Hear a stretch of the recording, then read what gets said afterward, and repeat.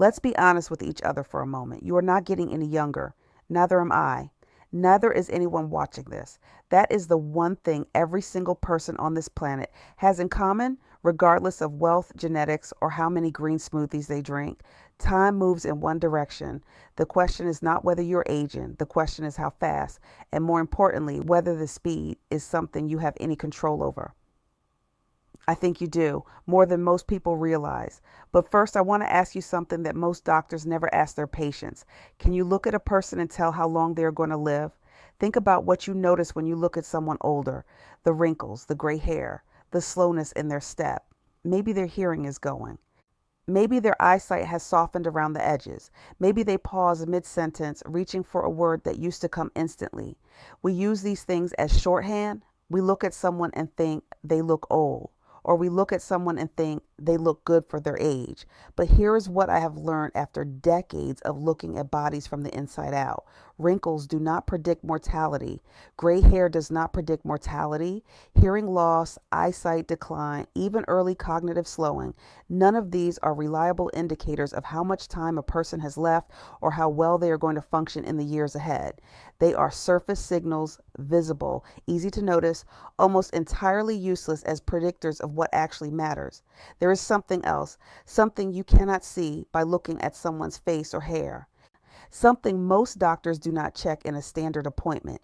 Something that predicts how long you will live and how well you will live far more accurately than almost any other marker I know. I will get to it. Stay with me. A few years ago, I was invited to speak at a series of seminars in assisted living facilities. I accepted because I find those conversations important. People in those rooms are asking the real questions. They are not worried about abstract risk percentages. They want to know what is actually happening in their bodies and what they can do about it today.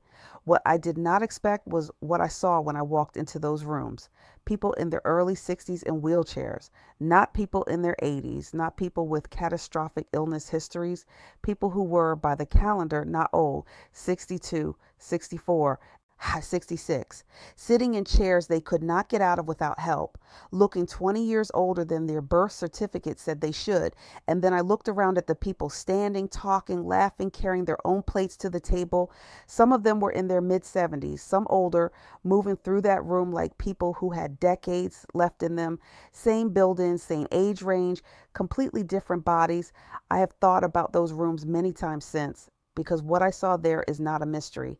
It is not luck. It is not purely genetics. It is a process, one that starts quietly, builds slowly, and by the time most people notice it, has already been underway for years. Now, I said wrinkles and gray hair are not reliable predictors, but let me be fair. There are physical markers that do tell us something real about how a body is aging.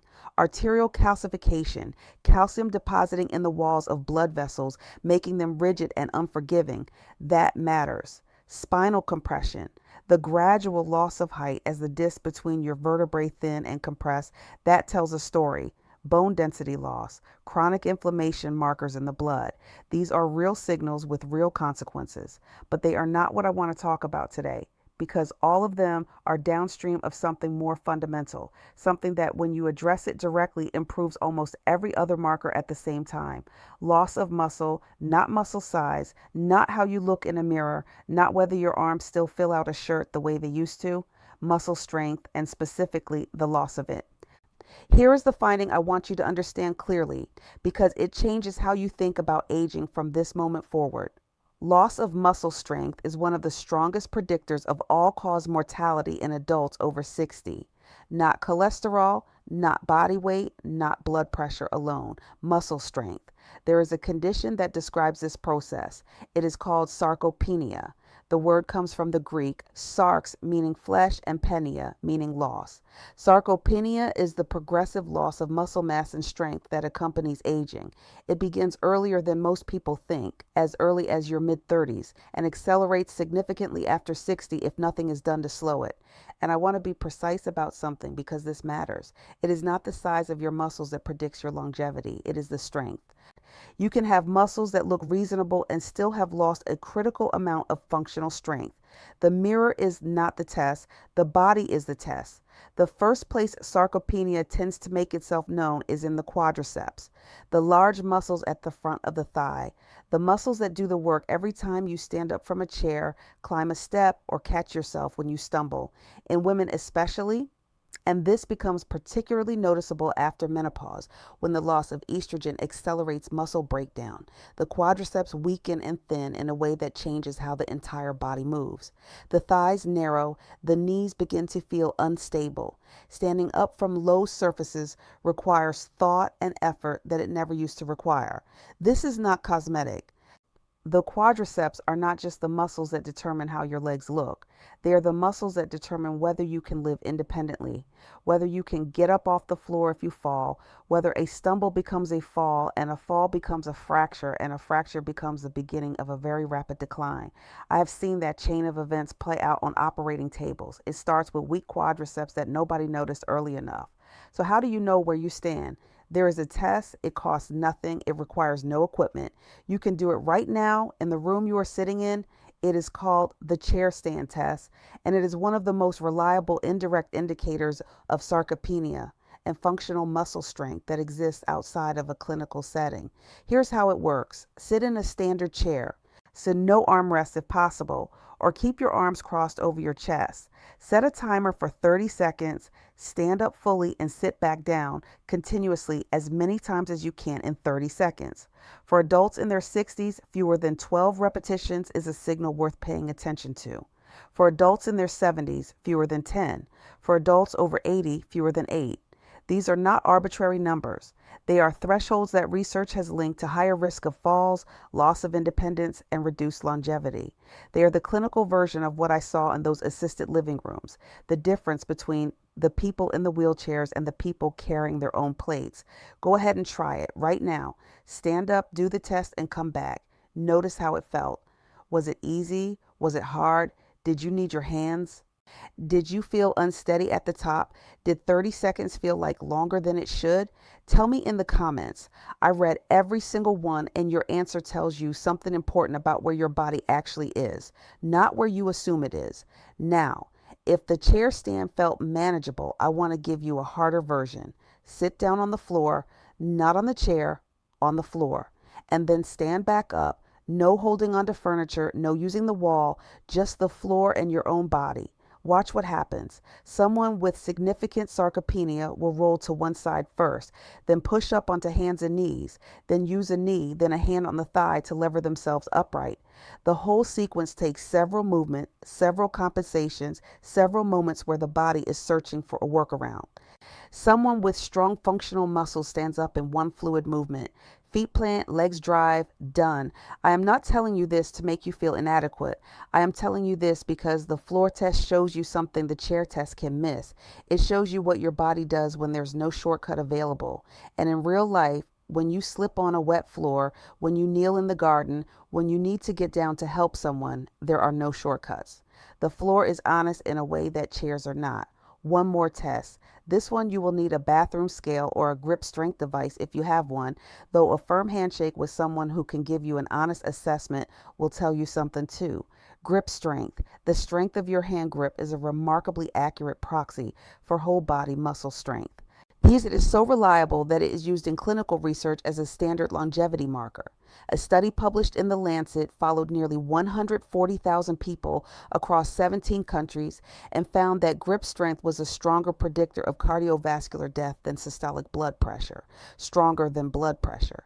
The thresholds to know. For men, below 66 pounds or 30 kilograms is a signal of concern. For women, below 44 pounds or 20 kilograms. If you have a grip strength device, test yourself today. Write the number down. That number is not just about your hand. It is a window into what your entire musculoskeletal system is doing. Now let us talk about what you actually do with this information, because knowing where you stand is only useful if it moves you towards something better. The good news, and I mean this seriously, not as reassurance, is that sarcopenia is not inevitable in the way most people assume. The body retains a remarkable capacity to rebuild muscle strength at almost any age. I've seen it in patients in their 70s, in their 80s. The biology supports it. What it requires is consistent, targeted action. Here's what that looks like. 8 things. each one backed by evidence, each one within reach starting this week. The first is vitamin D, not as an afterthought, not as a box to check on a supplement label, as a genuine foundation for everything else on this list. Vitamin D receptors exist in muscle tissue throughout the body. Without adequate vitamin D, muscle fibers cannot contract with full efficiency. They cannot repair properly after use. They lose strength faster and rebuild slower. But the role of vitamin D goes far beyond muscle. It regulates immune function, it suppresses chronic inflammation, the low-level, slow-burning inflammation that quietly degrades muscle, arterial walls, and cognitive function simultaneously. It is linked in study after study to reduced cancer risk, reduced cardiovascular events, and better outcomes across almost every autoimmune condition. Most adults over 60 are deficient, not borderline. Genuinely deficient. Get your levels tested. The target is not the minimum. The target is optimal, and that number is higher than most standard lab reference ranges suggest. Talk to your doctor about what optimal looks like for you specifically. The second is resistance training, not walking, not gentle stretching. Resistance, loading the muscles with enough challenge that they are forced to adapt, to rebuild, and grow stronger. I want to be direct about something here. Consistency matters more than intensity. A moderate resistance routine done 3 times a week without fail will do more for your muscle strength over a year than an aggressive program done sporadically when motivation is high. The modality matters less than most people think. Bodyweight exercises work. Resistance bands work, weight machines work. What I use personally, sled pulls, backward walking, Pilates, gyrotonics, these are my choices, and they may not be yours. The specifics are less important than the commitment to loading the muscles regularly and progressively. Find something you will actually do. Do it consistently. That is the entirety of the prescription. The third is nutrient-dense food. This sounds obvious. It is not in practice. Most people eating a standard diet in their 60s and 70s are not calorically starved. They are micronutrient deficient. And micronutrient deficiencies, particularly folate, B12, zinc, and magnesium, have direct consequences for muscle function, DNA, repair, and longevity. Folate deficiency alone can cause chromosomal breaks in your DNA, not metaphorical damage, literal breaks in the genetic material inside your cells, the same breaks we see in the early stages of cellular illness. The food on your plate is either providing the raw material your body needs to maintain and repair itself, or it is not. There is no neutral. Every meal is a decision your cells are making about their own survival. Leafy greens, organ meats, eggs, fatty fish, colorful vegetables. These are not trends. They are the substrate of cellular health. The fourth is fasting, specifically strategic reduction of eating windows in a way that triggers 2 processes your body desperately needs after 60. The first is growth hormone release. Fasting, even relatively brief periods of 16 to 18 hours, stimulates growth hormone secretion. Growth hormone is essential for muscle preservation and repair. It declines with age. Fasting is one of the few evidence-based ways to meaningfully stimulate it without pharmaceutical intervention. The second is autophagy, the body's cellular cleaning process. During fasting, cells begin breaking down and recycling damaged components, old dysfunctional proteins, damaged mitochondria, cellular debris that accumulates with age and contributes to the chronic inflammation that accelerates sarcopenia. One important nuance, and I want to be precise about this, if you are already showing signs of significant muscle weakness, if the chair test was difficult, if the floor test required multiple compensations, aggressive extended fasting may not be the right starting point.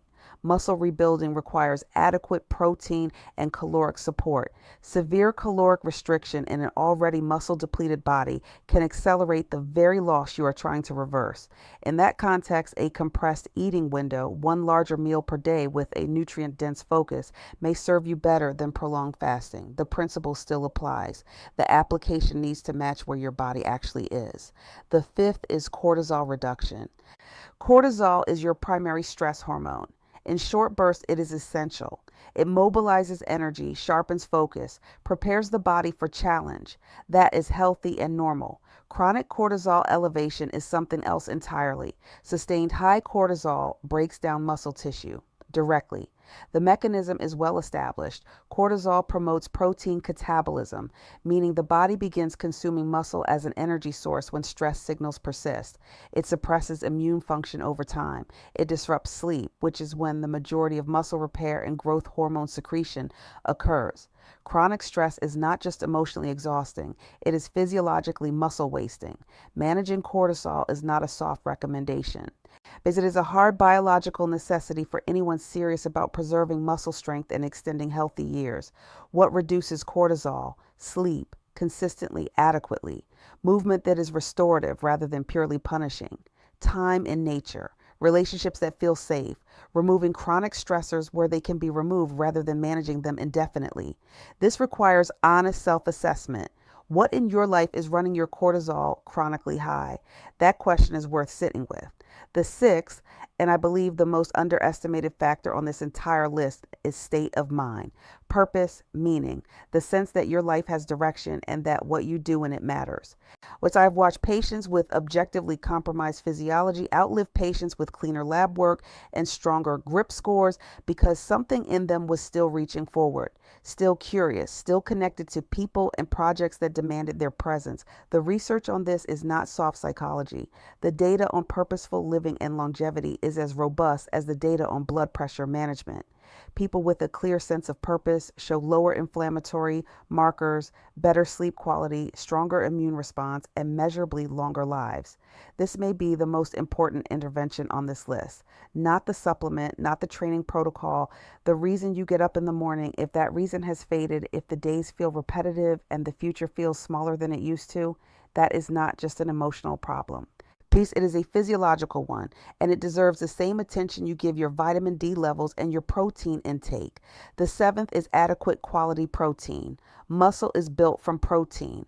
That is not a metaphor.